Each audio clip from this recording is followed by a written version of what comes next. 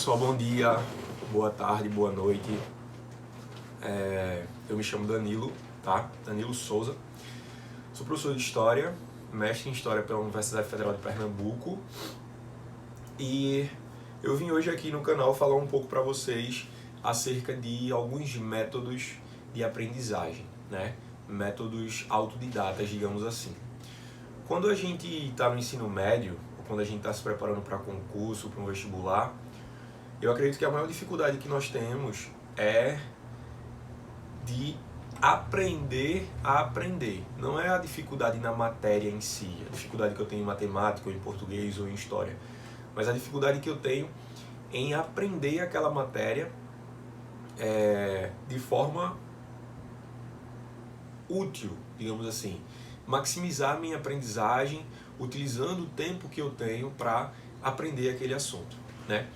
E muito pouco se fala sobre métodos de aprendizagem, principalmente sobre esses métodos individuais, porque nós temos uma escola muito tradicional ainda voltada para a questão do saber centrado no professor e que o aluno é somente um sujeito ou um objeto passivo do conhecimento, fica ali esperando que o conhecimento seja introjetado na mente dele, depositado na educação bancária, que Paulo Freire critica. E, para ser bem sincero, muitos desses alunos também se acomodam a isso. Mas quando a gente entra nesse mundo de concurso público, quando a gente entra nesse mundo de vestibular, a gente tem que aprender a aprender, né? É onde é imposto a todos nós que nós temos que estudar, digamos assim. Tem dois métodos muito simples, dentre vários outros métodos, esses são os que eu mais utilizo com os meus alunos em sala de aula e também os que eu mais utilizo no meu dia a dia acadêmico e estudantil. Recentemente eu passei num concurso do estado de Alagoas para professor do estado, passei em 5º lugar, professor de História, e eu utilizei esses dois métodos para maximizar a minha aprendizagem e para diminuir o tempo de estudo, digamos assim, ou diminuir pelo menos a sensação desse tempo de estudo, para que o estudo não ficasse uma coisa maçante, uma coisa chata para mim. O primeiro método, o mais simples deles, vocês vão me desculpar que eu estou um pouco gripado ainda e aí a voz está bem mal, é o método Pomodoro. O que é o método Pomodoro? É o método da maçã, tá? Então, vamos dar um exemplo. Eu vou estudar 2 horas pela manhã, mas eu não quero estudar 2 horas seguidas, porque 2 horas seguidas, óbvio, vai me prejudicar bastante. O meu cérebro ele vai perder a concentração naquilo que eu estou procurando aprender, ele vai procurar desviar a atenção. O déficit de atenção tem crescido bastante ultimamente, né? A síndrome de Burnout também, entre outros problemas mentais aí que nós estamos desenvolvendo, principalmente nessa era da tecnologia, da informação digital, etc e tal. Então o que é que eu vou fazer? Eu vou separar dessas 2 horas, eu vou separar 4 assuntos para estudar, se eu tiver que estudar muita coisa no dia, ou então 2 assuntos para estudar. Vamos colocar aí 2 assuntos, um de história e um de português, por exemplo. Então, em história eu vou estudar Brasil-Colônia e em português eu vou estudar conjunções. O que é que eu vou fazer? Primeiro eu vou estudar história, então eu separo em 1 hora, eu posso separar 3 tempos de 20 minutos ou 2 tempos de 30 minutos, que é o que eu mais prefiro fazer. Então eu estudo 20 minutos de teoria, pode ser por uma videoaula, pode ser por uma leitura de um livro, sobre Brasil-Colônia, e 10 minutos eu vou responder atividades acerca daquele assunto que eu estudei. Tem um descanso de 10 minutos, onde eu posso fazer qualquer coisa, posso ir atrás da minha recompensa, que é isso que o meu cérebro está esperando no final, né, do meu estudo. Vou tomar um cafezinho, vou mexer no Instagram, em 10 minutos, volto para Brasil-Colônia novamente, pego mais 30 minutos. 20 minutos de teoria, de videoaula ou de leitura, 10 minutos de exercício.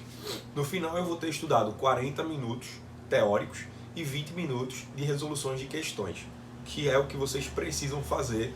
Não tem magia para passar em vestibular e concurso público, não. É isso. Teoria, resolução de questões, verificação da aprendizagem. Eu vou ver se eu errei, quantas questões e sobre qual assunto eu errei, eu retorno. Vamos supor, eu estudei Brasil-Colônia, estudei sociedade açucareira, mineradora, e revoltas nativistas, digamos assim. Se eu errei muitas questões de revoltas nativistas, eu vou voltar para revoltas nativistas posteriormente. Após esses 30 minutos, mais 10 de descanso. E aí eu volto com português, conjunções, 20 de teoria, 10 de exercício, 10 minutos de descanso. Última aula, mais 30 minutos de conjunções, 20 de teoria, 10 de exercício. E aí estudei 2 horas intercaladas, né? Não subsequentes.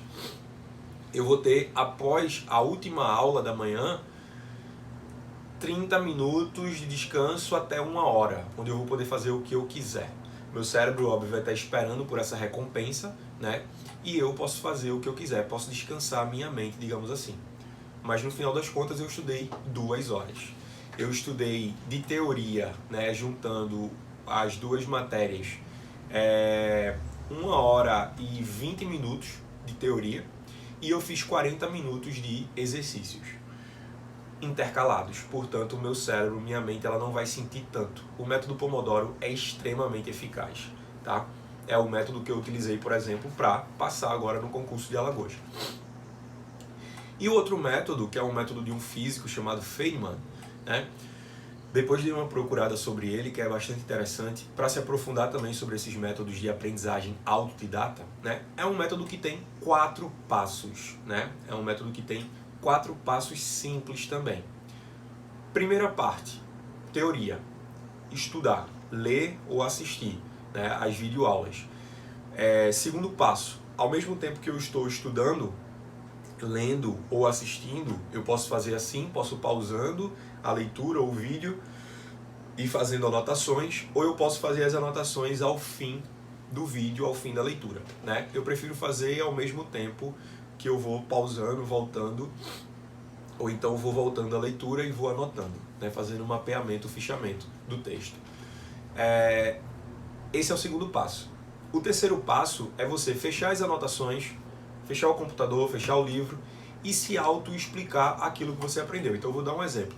Eu estou estudando as leis de Newton. Assisti uma videoaula, fiz as minhas anotações sobre as leis, e aí eu comecei a me explicar, só que eu me esqueci da segunda lei, por exemplo. Expliquei a primeira bem, expliquei a terceira bem, mas não consegui lembrar da segunda lei de Newton. Então, quando eu for voltar, esse é o quarto passo, né? O terceiro passo é o auto-explicar-se. Quando eu for voltar, eu vou estudar somente a segunda lei, que foi a que eu esqueci, foi a que eu tive mais dificuldade. E aí sim, eu faço novamente o processo de me auto-explicar todas elas, né? Dessa forma, eu mesmo vou me ensinando. Por isso a gente chama de um processo de ensino-aprendizagem autodidata, né? O método Feynman eu utilizo mais para os meus trabalhos acadêmicos, né? Onde eu preciso fazer leituras mais longas ou assistir videoaulas, palestras mais longas, onde eu preciso sempre estar anotando para não ter que voltar depois, por exemplo, para um livro imenso, né? Extremamente grosso, perdido de onde está determinado assunto. Eu vou fazendo um fichamento, vou anotando o que é que tem em tal página, o que é que tem em tal capítulo, vou fazendo resumos, né, para depois voltar. Ao mesmo tempo que eu estou fazendo essas anotações, eu estou aprendendo, eu já estou me ensinando fazendo aquelas anotações, porque eu estou extraindo do texto, do corpo do texto, para o meu texto produzido por mim. Quando eu me auto-explico, né, eu estou vendo se realmente eu aprendi sobre aquele assunto. Quando eu volto para as anotações e vejo o que eu esqueci, eu vou revisar somente o que é necessário ser revisado e não todo o assunto, economizando tempo e maximizando, né, o processo de aprendizagem. Então, a grande questão hoje em dia da educação é justamente aprender a aprender. Como é que eu posso aprender melhor?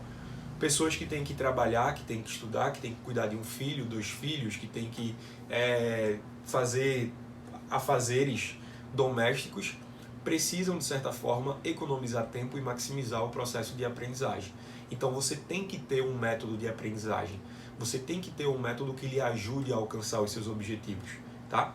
Essa aulinha hoje, né, é um pouco sobre isso. Não adianta a gente falar sobre outros assuntos sem antes aprender a como aprender sobre esses assuntos, tá? Isso é extremamente importante em termos de educação. Eu espero que vocês tenham gostado, beleza? Deem um like aí e até os próximos vídeos, tá, galera? Abraço, valeu!